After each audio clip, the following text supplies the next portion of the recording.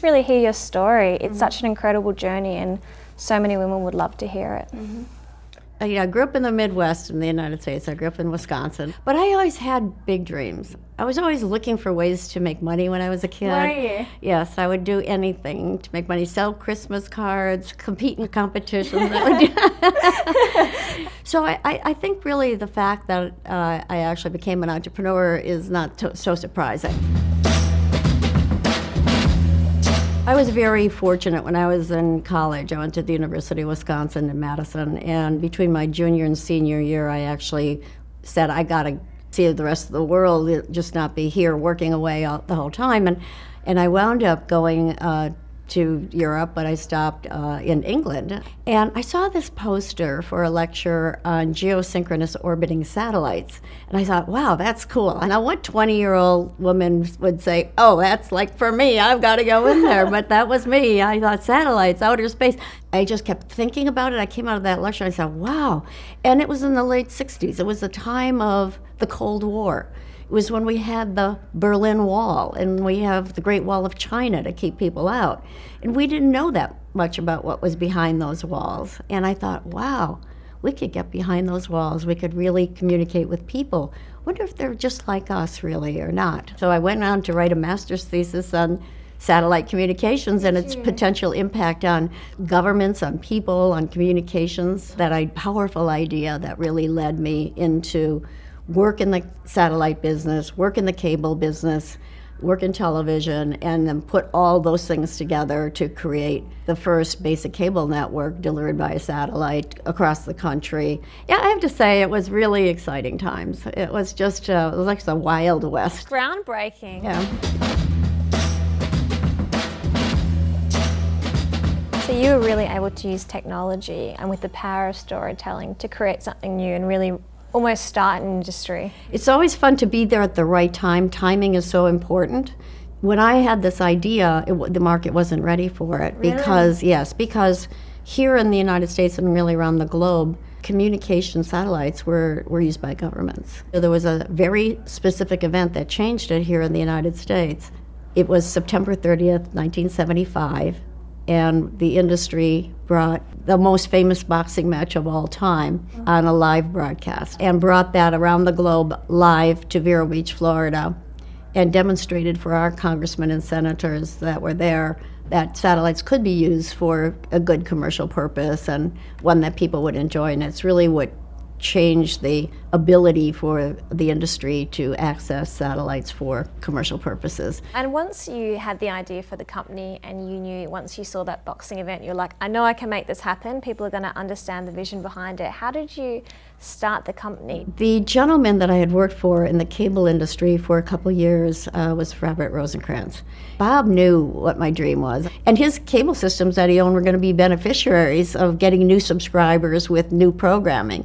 So Bob actually said to me that night, Kate, tonight your dream comes true. I just thought, okay, we're on our way. Their company put up the first $600,000 to start the business. And it was a license fee from the cable operators that really created the first cash flow. So it was really very stable from the very beginning and grew to a multi-billion-dollar business over the 20-some years that I ran the company.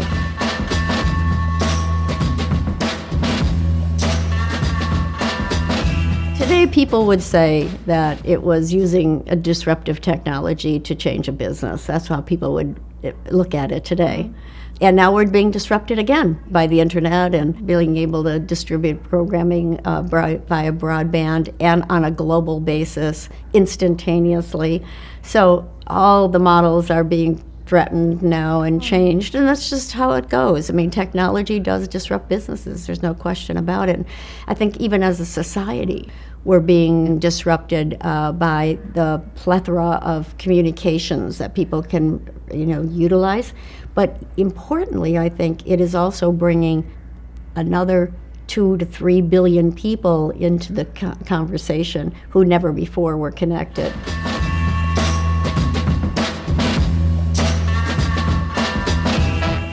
What were a couple of the highlights being a part of that company and founding it from the beginning? To tell you the truth, when people ask me that question, I always say it's the people. It's the vision that you're all trying to execute. And again, there we were out in the Wild West creating something brand new that people didn't know. They didn't know they wanted to pay for it. They didn't know they wanted it. The challenge really was to start off and we had to carve out a place for ourselves in a landscape that had been divided among others. And it's always hard to disrupt other people's set patterns that are controlling the marketplace. So not only did we break into the sports business, which was all just on television before that television broadcast. We were the first to license really popular series from television for our cable network.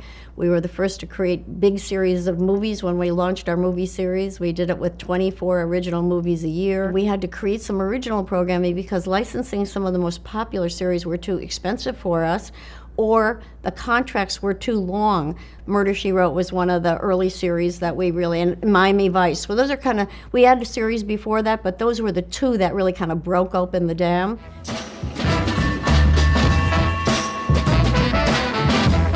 I really never thought very much about being a woman. I tried to help other women. I was, one of the founders of Women in Cable, which is now Women in Cable and Telecommunications, one of the founders of the Cable Advertising Bureau to bring more advertising into the industry. I was really there at the forefront of almost all of those different kinds of organizations, and I was always insistent that, for example, for Women in Cable, I was insistent from the very beginning that we train management, because back in those days, women basically were answering phones, doing secretarial work, or doing customer service work, but really weren't getting any training at all on how to grow up in management, how to manage other people, to get sort of generalist skills. And I said, look, if women are going to succeed in this business, we need to give them a broader perspective on how the business is run so that they can grow up in the management teams and be a part of really the decision making in the industry. So I guess the competitive nature in me, I love competing with the boys. They were mostly the boys out there. And I just felt, this is great, I can do this. And I realized I had one advantage. People knew who I was because I was different than everybody else, so that to some degree was an advantage. Hearing about the past and how there wasn't systems in place to support females to go into management, have you seen it come a long way, and is there still a long way to go? Yes, I think we have come a long way. We're a long way from where we were when I started. Right today, women's businesses are underfunded by 30 to 50%, and yet they overperform the marketplace by 12%. I say, if they had parity capital, what would they do? When it comes to finance, which is something that I work in today, and capital formation for women-led businesses, we're still not on parity. And I would say, going back in the days when we were starting up, and then Ted Turner was starting up his business, the industry backed Ted in ways that were productive for him. I mean, Ted would have gone bankrupt several times if he hadn't gotten the kind of financial support that he did from the industry to really put him over the rough spots when he was running out of capital. And when he started CNN, it took a lot of capital to start CNN. I loved surpassing TBS in the ratings, and I never looked back, and Ted could never catch USA, and I love that. You got one on them. Your competitive nature, it got you there. So I mean, yes, it did, but we're actually very friendly and have a lot of respect for one another. And that's one of the reasons I really have been working for the last 15 years to achieve parity in financing for women-led businesses through the venture capital market. My dad used to tell me, he said, you make your own luck. It's when you get the opportunity at the right time and you're prepared to take advantage of it. And that's what I did. I worked for 7 years in different businesses between 68 and 75 to really be in the right place at the right time. You just really have to work at it. It just doesn't magically happen, as some people like to think it does. And people don't realize, all the setbacks that you along the way and how persistent you have to be. Sometimes in the darkest days, you have to have faith in yourself and the people you're with. it's realistic, and I think it inspires other women to know, you know, you are going to face obstacles and it's a part of the journey. And you're not the only one that faces them. You know, everybody out there that has achieved this great success has had to do it over, you know, a lot of setbacks, a lot of iteration, a lot of pivoting, a lot of, you know, assessing the market, reassessing what you're doing. There's just a lot that goes into it. When President Clinton asked me to take a presidential appointment to chair the National Women's Business Council, I said, yes, I could do that, but I said to him, this isn't the challenge I want to meet. I'm not reporting to Congress. I said, I want to get women into private equity. I want to get big financing behind women's businesses that are growth businesses. So he said, great. And so I used that platform really to what became Springboard Enterprises, launch that. We went to Silicon Valley. I went to Silicon Valley because that's where the money was, and got some colleagues around the table with us, and we said, look, we would like to see if we can find some women-run businesses that venture capital will back. And some people said, yeah, we'll help you, and some people said, you're crazy. They're not going. Women aren't up to it. They don't grow these kind of businesses. You know, they think we all bake cookies. Well, we all bake them and eat them, but that doesn't mean that that's our business. You know, we're hoping to get 100 applications, so maybe we could have 10 companies to put through a training program and then present them to the venture capitalists. We got 350, and I knew right then that this was an underfunded marketplace. We selected 26 of those companies to present. The 26 women got up there, and I would venture to say that most people in the audience that came to look at what is this really all about, and what are these companies, who are these people, I bet they were really surprised to see the quality. It was a very exciting day, but the most exciting thing about it, 22 of those companies got funded.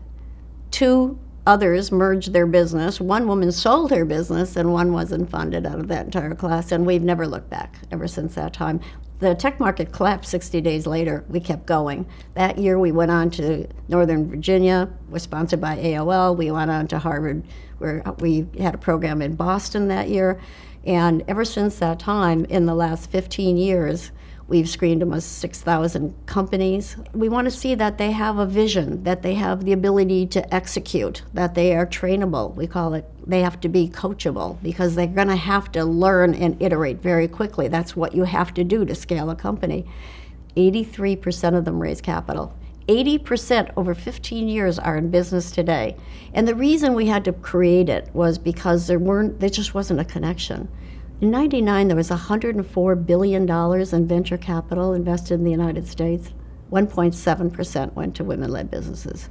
I said, somebody's got to do something about this. So I just set out into the wilderness trying to find... I love that attitude. You hear this crazy stat, and it's very, very sad to hear it, but you're like, let's do something about it. Let's just make it happen. I'm a results-oriented person. I just love your attitude and how you're like competitive nature. I think it's so good though, because it's so real and honest, you know, like, and you have to have that drive, and I think that's really valuable for people. Well, I mean, some people may feel that my competitive drive is in overdrive, but I see nothing but infinite possibilities when I look at the world.